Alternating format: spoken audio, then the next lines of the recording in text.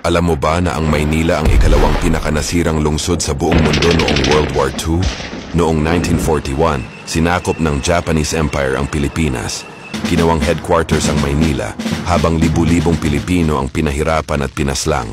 Pagdating ng 1945, bumalik si General Douglas MacArthur para sa pangakong I shall return. Kasama ng mga sundalong Pilipino, sinimulan ang pagbawi sa Pilipinas. January 1945, umatake ang mga puwersa ng Amerika patungong Maynila, pero imbes na umatras, nagdesisyon ang mga Japanese na lumaban hanggang kamatayan sa loob mismo ng lungsod. Tinawag itong No Surrender Defense. February 3, 1945, nagsimula ang labanan.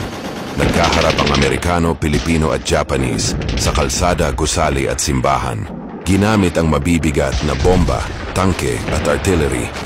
House to house ang bakbakan. Nasira ang buong Maynila, Intramuros, Escolta, Malate, pati simbahan ng San Agustin. Pinakamalupit sa lahat ang tinatawag na Manila Massacre.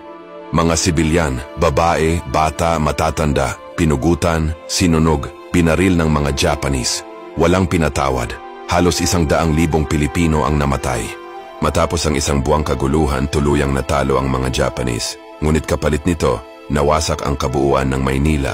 Sabi ng mga eksperto, tanging Warsaw, Poland lang ang mas grabe ang pinsala. Pati ang Hiroshima at Nagasaki na binagsakan ng mga Amerikano ng atomic bomb ay mas buo pa kumpara sa Maynila. Pero sa kabila ng trahedya, bumangon ang Maynila. Buhay pa rin ang alaala ng mga namatay at ang Battle of Manila ay nananatiling isang mahalagang bahagi ng ating kasaysayan.